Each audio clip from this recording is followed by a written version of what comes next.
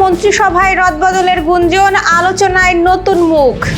স্থানীয় নির্বাচনে আওয়ামী লীগ নেতাদের অংশগ্রহণ ঠেকাতে ইসিতে জামায়াতের প্রস্তাব। সুনামগঞ্জে 5 গুণীজনকে সম্মাননা প্রদান। যশোরে ইসলামী আন্দোলনের জেলা সম্মেলন, নতুন কমিটি ঘোষণা। বিশ্বকাপের আগাম বার্তা, যশোরে চ্যাম্পিয়ন আর্জেন্টিনা। দর্শক, গ্রামের কাগজের সকালের সংবাদে আপনাকে স্বাগত। আপনাদের সাথে আছি আমি স্বপ্না দেবনাথ। শুনছিলেন প্রধান শিরোনাম, এছাড়া রয়েছে রাশিফল। এবার চলুন যাওয়া যাক মূল আয়োজনে। সরকারের প্রথম 6 মাস পূর্তি উপলক্ষে আগামী আগস্টে মন্ত্রিসভায় রদবদল ও কয়েকটি মন্ত্রণালয়ের দায়িত্ব পুনর্বণ্টনের আলোচনা চলছে। একাধিক সূত্র জানিয়েছে, মন্ত্রীদের কর্মদক্ষতার মূল্যায়নের ভিত্তিতে কিছু মন্ত্রণালয়ে পরিবর্তন আনা হতে পারে। একই সঙ্গে কয়েকজন মন্ত্রীর কাজের চাপ কমাতে দায়িত্ব পুনর্বিন্যাস এবং মন্ত্রিসভার আকার কিছুটা বাড়ানোর বিষয়ও বিবেচনায় রয়েছে। সূত্রের দাবি, 2 মন্ত্রী মন্ত্রিসভা থেকে বাদ পড়তে পারেন। অন্যদিকে নতুন মুখ হিসেবে এবিএম মোশাররফ হোসেন, সেলিমা রহমান, ডক্টর আব্দুল মঈন খান, ব্যারিস্টার মাহবুব উদ্দিন খোকন, বরকতুল্লাহ বুলু, জয়নুল আবদিন ফারুক, সৈয়দ মোয়াজ্জেম হোসেন আলাল এবং হাবিবুন নবী খান সোহেলের নাম আলোচনায় রয়েছে। তবে এই বিষয়ে এখনো কোনো আনুষ্ঠানিক সিদ্ধান্ত হয়নি। চূড়ান্ত সিদ্ধান্ত নেবেন প্রধানমন্ত্রী তারেক রহমান। কার্যক্রমে নিষেধাজ্ঞা থাকার কারণে জাতীয় সংসদ নির্বাচনে অংশ নিতে পারেনি আওয়ামী লীগ। এবার দলটির নেতাদের স্থানীয় সরকার নির্বাচনে প্রার্থী হওয়ার সুযোগ বন্ধ করতে নির্বাচন কমিশনের কাছে প্রস্তাব দিয়েছে বাংলাদেশ জামায়াতে ইসলামী। দলটি প্রস্তাব করেছে, সরকার কর্তৃক কার্যক্রম নিষিদ্ধ কোনো রাজনৈতিক দলের পদধারী বা সক্রিয় নেতাকর্মীদের স্থানীয় সরকারের সিটি কর্পোরেশন, পৌরসভা, জেলা পরিষদ, উপজেলা ও ইউনিয়ন পরিষদ নির্বাচনে অংশগ্রহণের অযোগ্য ঘোষণার বিধান প্রস্তাবিত নির্বাচনী আচরণবিধিতে সংযুক্ত করা হোক। সম্প্রতি ইসির জ্যেষ্ঠ সচিবের কাছে পাঠানো এক চিঠিতে এই প্রস্তাব দেয় সংসদের প্রধান বিরোধী দল জামায়াতে ইসলামী। সরকার আগামী অক্টোবরে ইউনিয়ন পরিষদ নির্বাচন দিয়ে স্থানীয় সরকার নির্বাচন শুরু করার পরিকল্পনা নেওয়ার পর আওয়ামী লীগের অংশগ্রহণের বিষয়টি আবারও আলোচনায় আসে। কারণ স্থানীয় সরকার নির্বাচন দলীয় প্রতীক ছাড়া অনুষ্ঠিত হওয়ার কথা। এদিকে স্থানীয় সরকার নির্বাচন সামনে রেখে রাজনৈতিক দলগুলোর মতামত চেয়ে খসড়া আচরণবিধি পাঠিয়েছে ইসি। সেই মতামতের অংশ হিসেবে আওয়ামী লীগের নেতাদের নির্বাচনে অংশগ্রহণের সুযোগ বন্ধ করার প্রস্তাব দিয়েছে জামায়াতে ইসলামী। 2টি বিশেষ প্রস্তাবও দিয়েছে জামায়াতে ইসলামী। প্রস্তাব 2টি হলো, সংরক্ষিত নারী সদস্য পদ বাতিল করে ইউনিয়ন পরিষদের প্রতিটি ওয়ার্ডে নারী সদস্যের সরাসরি নির্বাচন এবং জেলা পরিষদ চেয়ারম্যান নির্বাচনের ভোটার নির্ধারণের আগে রাজনৈতিক দলগুলোর সঙ্গে আলোচনা করা। শিল্প, সাহিত্য ও সংস্কৃতিতে বিশেষ অবদানের স্বীকৃতি হিসেবে সুনামগঞ্জের 5 বিশিষ্ট ব্যক্তিকে গুণীজন সম্মাননা 2025 প্রদান করা হয়েছে। জেলা শিল্পকলা একাডেমির হাসন রাজা মিলনায়তনে আয়োজিত অনুষ্ঠানে প্রধান অতিথি হিসেবে জেলা প্রশাসক মোহাম্মদ মিনহাজুর রহমান সম্মাননা ক্রেস্ট ও সনদ তুলে দেন। এবছর সৃজনশীল সাংস্কৃতিক গবেষণা, সাংস্কৃতিক সংগঠন, আবৃত্তি, বংশীবাদন ও লোকসঙ্গীতে অবদানের জন্য 5 জনকে সম্মানিত করা হয়। অনুষ্ঠানে জেলা প্রশাসক বলেন, যে দেশে গুণীর কদর হয় না, সেই দেশে গুণীর জন্ম হয় না। তিনি সাহিত্য ও সংস্কৃতিতে অবদান রাখা ব্যক্তিদের সম্মানিত করার এই উদ্যোগ অব্যাহত রাখার কথা জানান। সম্মাননা প্রদান শেষে মনোজ্ঞ সাংস্কৃতিক অনুষ্ঠানের আয়োজন করা হয়।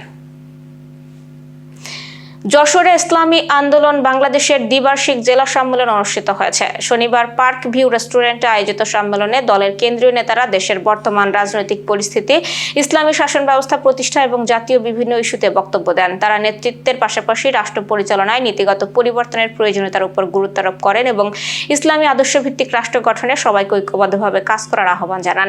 সম্মেলনের শেষ পর্যায়ে পূর্ববর্তী জেলা কমিটি বিলুপ্ত ঘোষণা করে নতুন কমিটি ঘোষণা করা হয়। এতে অধ্যক্ষ মাওলানা আব্দুল হালিম সভাপতি, আলহাজ এইচ এম মহসিন সেক্রেটারি এবং আলহাজ মোহাম্মদ আলী সর্দার সিনিয়র সহসভাপতি নির্বাচিত হন। পরে দোয়া ও মোনাজাতের মাধ্যমে সম্মেলনের সমাপ্তি ঘোষণা করা হয়।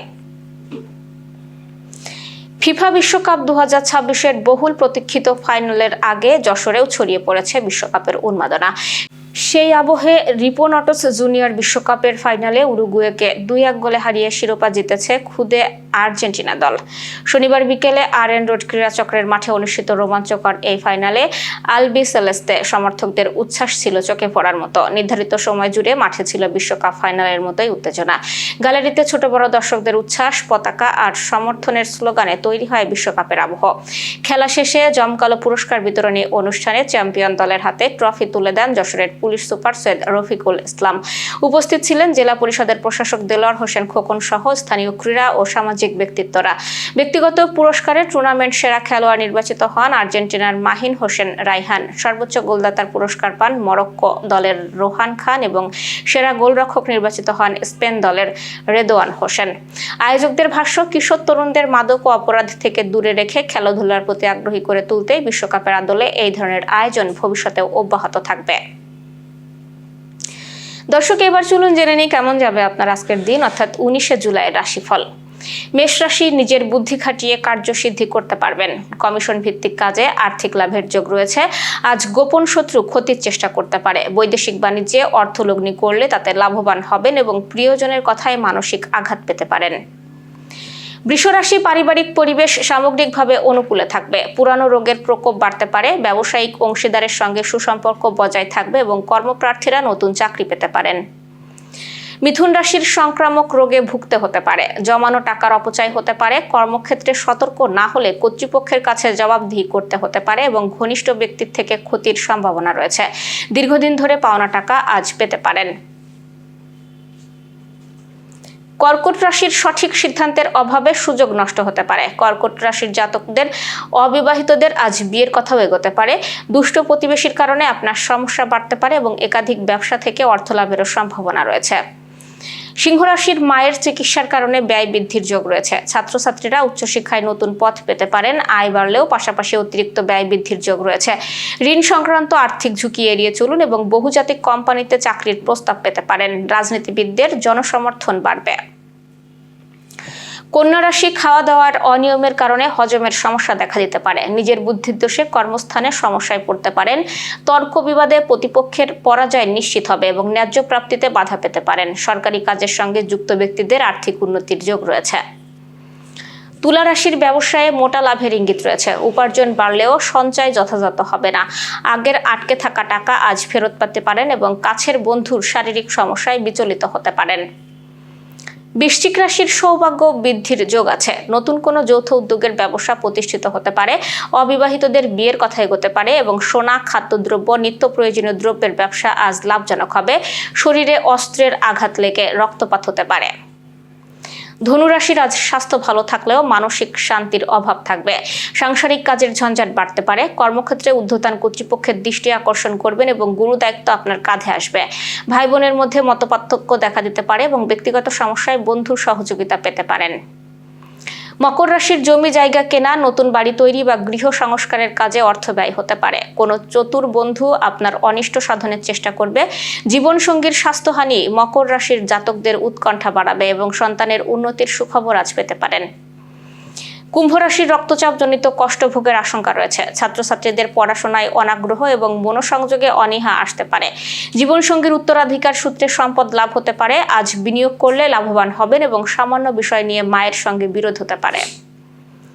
মীন রাশি, অন্যের উপকার করতে গিয়ে অতিরিক্ত খরচ হতে পারে। কৌশলী কথাবার্তায় কর্মক্ষেত্রে নিজের প্রভাব বিস্তার করতে পারবেন এবং মেশিনারি উৎপাদন, খনি, বিদ্যুৎ সংক্রান্ত কাজে যুক্ত ব্যক্তিদের আর্থিক উন্নতির যোগ রয়েছে। নিকট আত্মীয়ের বিপদের আশঙ্কাও রয়েছে।